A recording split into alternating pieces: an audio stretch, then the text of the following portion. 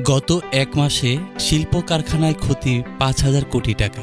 শ্রমিক অসন্তোষ সহ নানা কারণে গত এক মাসে দেশের বিভিন্ন স্থানে শতাধিক শিল্প কারখানায় ভাঙচুর ও অগ্নিকাণ্ডের ঘটনা ঘটেছে। এই সময় ২ শতাধিক কারখানায় উৎপাদন ও বিপণন প্রক্রিয়া বন্ধ ছিল।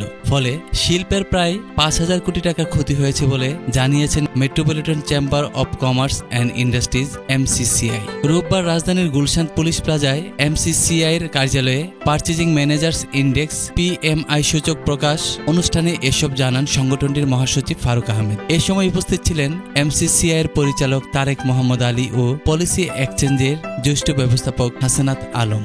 MCCI মহাসচিব ফারুক আহমেদ বলেন, গত আগস্ট মাসে নতুন অন্তর্বর্তী সরকার গঠনের পর নারায়ণগঞ্জ, সাভার, আশুলিয়া সহ দেশের বিভিন্ন স্থানে নানা দাবি দাওয়া নিয়ে শ্রমিকদের মধ্যে অসন্তোষ দেখা গেছে। তাতে শতাধিক শিল্প কারখানায় ভাঙচুর ও আগুন দেওয়া হয়েছে।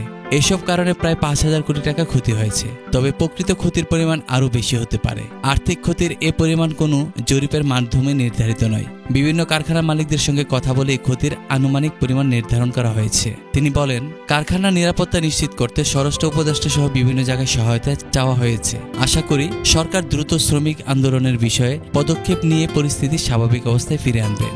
এদিকে জুলাই মাসের রেকর্ড সংকোচনের পর গত আগস্ট মাসে দেশের অর্থনৈতিক পরিস্থিতি কিছুটা উন্নতি হয়। মেট্রোপলিটন চেম্বার্স ও পলিসি এক্সচেঞ্জ প্রণীত সর্বশেষ PMI সূচকে দেখা গেছে, আগস্টে দেশের PMI সূচক ৬.৬% বেড়ে ৪৩.৫ পয়েন্টে দাঁড়িয়েছে। গত জুন মাসে দেশের PMI সূচক ছিল ৬৩.৯ পয়েন্ট, তবে জুলাইয়ে এটি কমে ৩৬.৯ পয়েন্ট হয়েছে। অর্থাৎ এক মাসেই সূচক কমেছে ২৭ পয়েন্ট।